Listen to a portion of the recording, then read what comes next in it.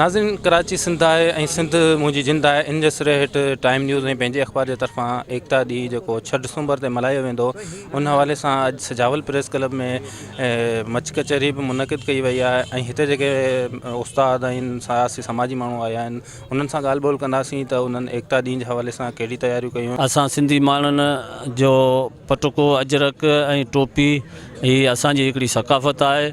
असां सिंध जा ॿेट ऐं या ज़मीनूं या ॿियूं जेके बि शयूं आहिनि उहो सिंधी माण्हुनि जो हिते सिंध में हक़ आहे। ख़्याल में हर साल जीअं सिंधी माण्हू जेके आहिनि हिन 6 डिसंबर खे ईअं सम्झो त ईद जो ॾियारो करे मल्हाइनि था ऐं अली कादी साहब इहो सकाफ़त जो ॾियारो क़ाइमु करे सिंध खे मुर्काए छॾियो आहे ऐं असांजो अवामी तहरीक जे तरफ़ां पूरी सिंध में हींअर ॾियारा मल्हाया पिया वञनि। असांखे ॾाढी ख़ुशी थी आहे त अॼु सिंध जो इतिहाद ऐं जेकॾहिं एकता आहे त इन साईं जे करे आहे।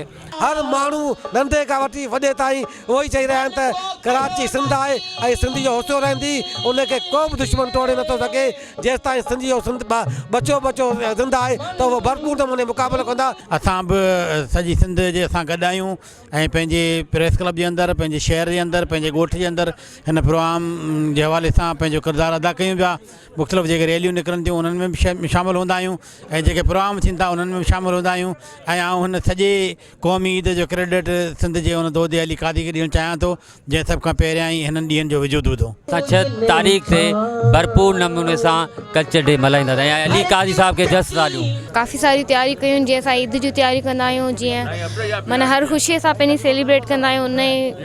उन जीअं ई माना सिंध जो एकता जो जेको ॾियारो आहे असांजो कल्चर डे, उनखे असां माना असांजी क़ौमी ईद वांगुरु असां उनखे सेलिब्रेट कंदा आहियूं, शॉपिंग कंदा आहियूं। सो इहो ई मैसेज ॾींदासीं त हमेशह ख़ुशि रहो ऐं हमेशह इहो पंहिंजो ॾियारो ख़ुशियुनि सां मल्हाईंदा रहो ऐं हमेशह आबाद रहो। नाज़रीन, हिते जा आयल महिमाननि ऐं हितां जे सियासी समाजी माण्हुनि जो तव्हां ॻाल्हियूं ॿुधियूं। हुननि जो चवणु आहे त असां जेको सकाफ़त जो ॾींहुं आहे उहो ईद जीअं मल्हाईंदा आहियूं ऐं हिननि इहो बि चयो आहे त कराची सिंध आहे, सिंध मुंहिंजी जिंद आहे। इन हवाले सां असां भरपूर नमूने 6 डिसंबर ते एकता ॾींहुं जेको आहे उहो ईद वांगुरु मल्हाईंदासीं।